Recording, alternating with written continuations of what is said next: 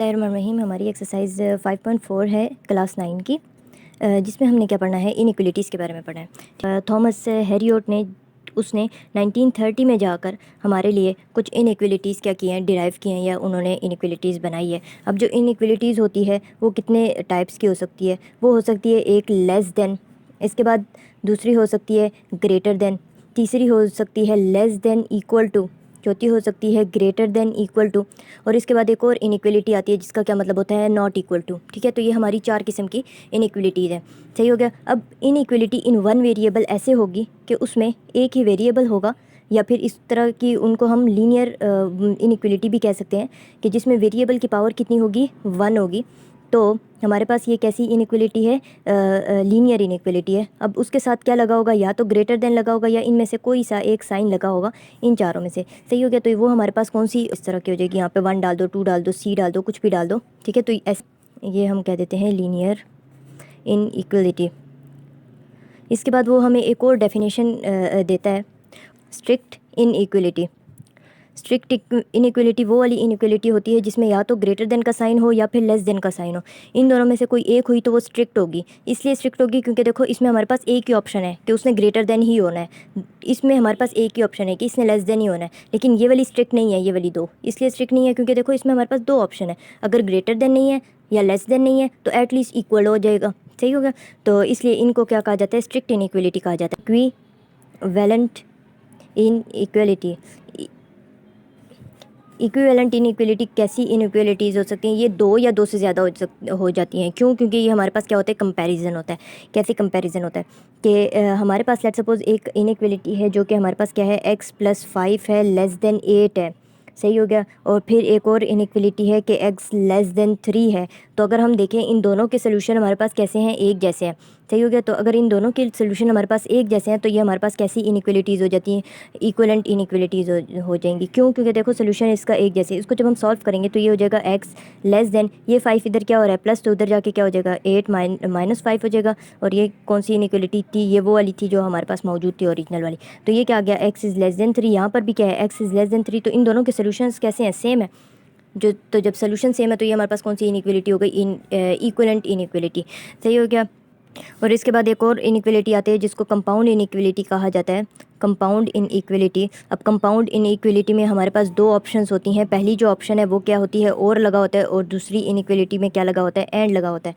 सही है। और का मतलब होता है कोई एक चीज़ सही होना। जैसे एंड के लिए दोनों इनइक्वलिटीज़ कैसी होनी चाहिए, ट्रू होनी चाहिए। तो तब हमारी जो कंपाउंड इनइक्वलिटी है वो क्या हो जाएगी, ठीक हो जाएगी। यानी कि कंपाउंड इनइक्वलिटी में क्या होता है कि हमारे पास 2 इनइक्वलिटीज़ होती हैं, या तो और के साइन के साथ लगी होती हैं या फिर एंड के साइन के साथ लगी होती हैं। ठीक है। और के साइन का क्या मतलब होता है कि दोनों में से एक, और एंड का मतलब क्या होता है कि दोनों। तो दोनों इनइक्वलिटीज़ अगर सही होंगी तो इसका मतलब है कि हमारी कंपाउंड इनइक्वलिटी क्या हो रही है, सेटिस्फाई हो रही है। और अगर दरमियान में और लगा हुआ है तो दोनों में से कोई एक सही हो तो वो ओके। तो जो हम एक्सरसाइज की तरफ चलते हैं। एक्सरसाइज हमारी क्या है, 5.4 है। और 5.4 के पहले पार्ट, पहला जो क्वेश्चन है उसमें 2 पार्ट्स दिए हुए हैं, ए बी और बी बी। तो ए वाले पार्ट में कहते हैं check whether the given value of each variable satisfy the inequality और नॉट। यानी कि हमने क्या करना है, उस इनइक्वलिटी में वेरिएबल को पुट करना है और देखना है कि वो उसको सेटिस्फाई कर रहा है या नहीं। तो हमारा जो क्वेश्चन नंबर 1 का पार्ट ए का फर्स्ट पार्ट है वो हमारे पास क्या है, इक्वल टू 3। तो हम वही करेंगे, हम करेंगे क्या कि 5 पुट करेंगे। हमें क्या करना है कि ये जो y की वैल्यू 3 है उसको डायरेक्ट हमने क्या करना है, इसमें पुट करना है बगैर इसमें कोई चेंज किए। ठीक है। और इसको सॉल्व करना है और देखना है कि क्या इसका आंसर जो है वो ग्रेटर देन 0 आता है, यानी कि पॉजिटिव कोई नंबर आता है या नहीं। अगर आ जाएगा तो हम बस सिंपली येस लिख लेंगे। तो ये हो जाएगा 5 × 3 - 12 इज़ ग्रेटर देन 0। ये हो जाएगा 5 × 3 = 15, 15 - 12 इज़ ग्रेटर देन 0। और 15 में से जब 12 निकालेंगे ये आता है 3। तो हमें पता है कि 3 ऐसा नंबर है, पॉजिटिव है, और 3 जो है वो वाकई में 0 से बड़ा है।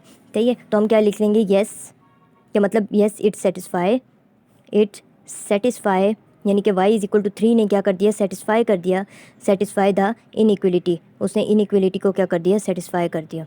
चलते हैं क्वेश्चन नंबर 2 की तरफ। सेम एज इट इज़ ये सवाल भी होगा, बगैर किसी चेंज के हमने ये -3 इस x की जगह क्या करना है, पुट करना है और देखना है कि क्या ये लेस देन इक्वल टू 9 आता है या फिर नहीं आता। सही हो गया। तो ये हो जाएगा 4 - 2 × -3, यानी कि जहाँ x हम वहाँ -3 पुट कर दिया, लेस देन इक्वल टू 9। तो ये हो जाएगा 4, ये जो माइनस है ये इस माइनस के साइन के साथ मल्टीप्लाई होकर प्लस हो जाएगा, और 2 × 3 = क्या हो जाएगा 6 is less than equal to 9। देखते हैं कि 4 और 6 कितना होता है, 10 is less than equal to 9। तो ये पॉसिबल ही नहीं है कि 10 कैसा हो, छोटा हो, कम हो या लेस देन हो और ऊपर से इक्वल हो ना, ये इक्वल भी नहीं है लेस भी नहीं है, तो हम कह देंगे no it does not satisfy the inequality, कि मतलब इसने जो है इनइक्वलिटी को सेटिस्फाई नहीं किया। चलते हैं अगले पार्ट नंबर 3 की तरफ।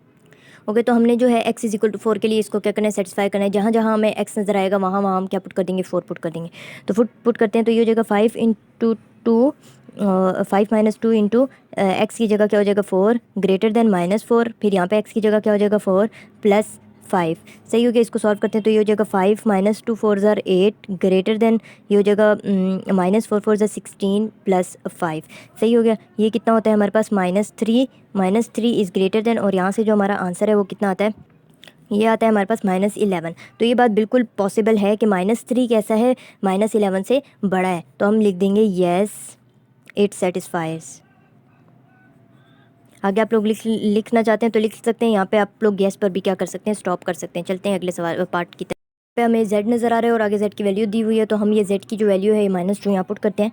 तो ये हो जाएगा 3 इंटू -2 प्लस 4, और ये हो जाएगा लेस देन इक्वल टू 6। तो इसको लेस देन भी आ सकते हैं और इक्वल, इन दोनों में से एक भी हमारी वो सही हो जाती है, तो हम कहेंगे कि इनइक्वलिटी को ये जो z इज इक्वल टू -2 है इसने क्या कर दिया, सेटिस्फाई कर दिए। सही हो गया। तो हम इसको पहले सॉल्व करते हैं, तो 4 में से 2 निकालेंगे, ठीक हो गया। तो हमारा आंसर कितना आ जाएगा 2 और लेस देन इक्वल टू 6। तो देखो, तो 6 is less than equal to 6। तो इसमें अगर 6 इस 6 से छोटा नहीं है तो एटलीस्ट इक्वलिटी वाली जो हमारी नीचे इक्वल का साइन है वो वाली इनइक्वलिटी हमारी क्या हो रही है, यहाँ पे सेटिस्फाई हो रही है।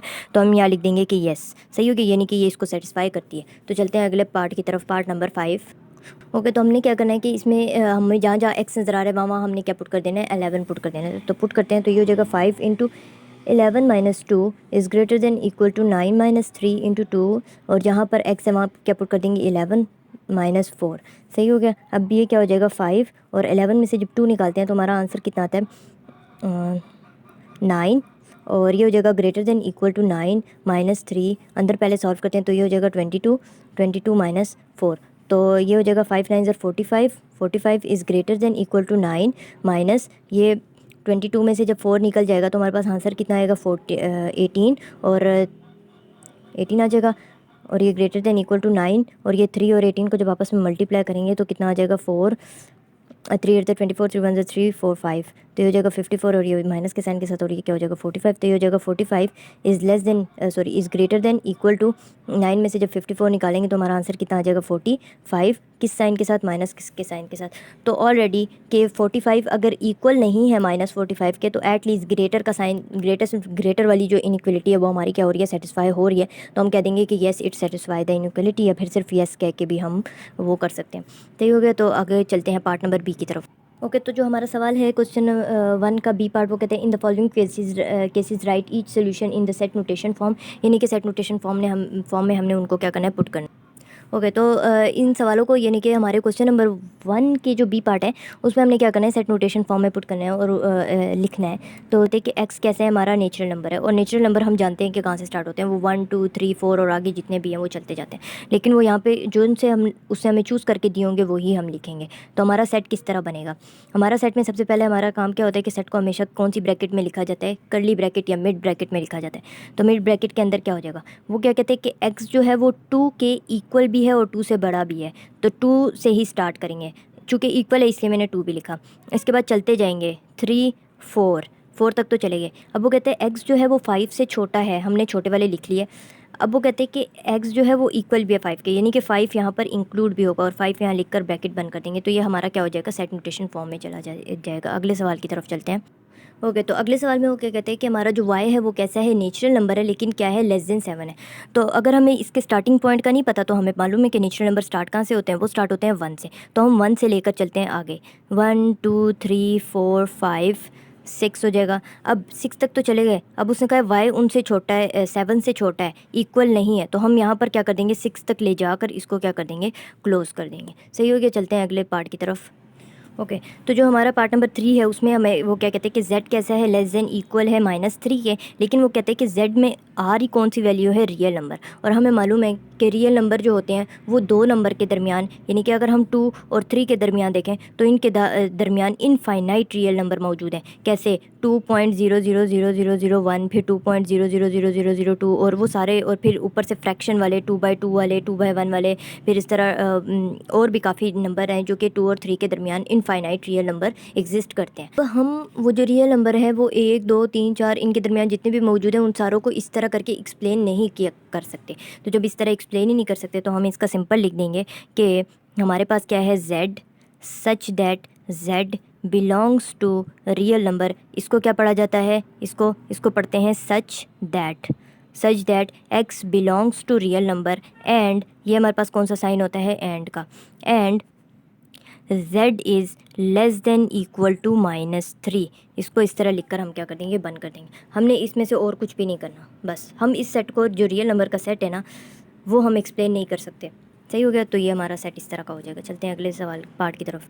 ओके तो पार्ट नंबर 4 हमारा क्या है, इस तरह का है, जिसमें वो क्या कहते हैं कि हमारे पास x कैसा है, लेस देन इक्वल टू 4 है, लेकिन x की वैल्यूज़ कौन सी आएंगी, x belongs to whole number. सही हो गया? तो हम इसका सेट इस तरह लिखेंगे। अब हमें मालूम है कि होल नंबर स्टार्ट कहाँ से होते हैं, 0 से। सही है? तो वो यही बात कर रहा है कि कहाँ से लेकर कहाँ से स्टार्ट करना है और 4 तक जाना है। 0 से ही ज़ाहिर है स्टार्ट करेंगे, तो 0 लिखते हैं, 1 लिखते हैं, 2 लिखते हैं, 3 लिखते हैं, ये छोटे वाले तो हो गए। अब वो कहते हैं x जो है वो 4 के भी इक्वल है, तो हमें 4 भी क्या करना पड़ेगा, लिखना पड़ेगा। तो 4 तक लिख कर ले जाकर हम क्या कर देंगे, इसको क्लोज करते हैं। हमारा जो पार्ट नंबर 5 है वो देखते हैं। ओके तो ये वाला सवाल भी कुछ हमारा पार्ट नंबर 3 की तरह है, जिसमें वो क्या कहते हैं कि x जो है वो -4 से बड़ा है और -3/2 से क्या है वो x छोटा है, लेकिन x कैसा है, रियल नंबर है। तो रियल नंबर को हम जो है सेट में नहीं लिखा जा सकता, क्योंकि रियल नंबर -4 और -3/2 के दरमियान करोड़ों हैं, इनफाइनाइट रियल नंबर है, और हम उस हर एक रियल नंबर को जो है नहीं एक्सप्लेन कर सकते। तो हम यहाँ पर सिंपल वैसा ही सेट बना लेंगे ऐसे करके, जिसमें हमने उस सेट को बस इस तरह करके एक्सप्लेन किया होगा। और हम उस सेट को कैसे लिखेंगे, यहाँ पर हम कहेंगे x, चूँकि यहाँ पे बात x की हो रही है और वहाँ पे बात z की हो रही थी, तो हम लिखेंगे x such that x belongs to real number. x कैसा है, रियल नंबर से बिलोंग करता है, एंड हमारा जो x है वो कैसा है, ग्रेटर है -4 से, या फिर ये कह लो कि -4 लेस है x से, और हमारा x जो है वो लेस है किस चीज़ से, -3/2 से। और फिर हम क्या कर देंगे, अपना सेट क्लोज कर देंगे, और इस तरह यह सवाल हमारा क्या हो जाता है, कंप्लीट हो जाता है। यानी कि पार्ट बी में और इस तरह का हमसे कोई सवाल नहीं पूछा हुआ। ठीक हो गया?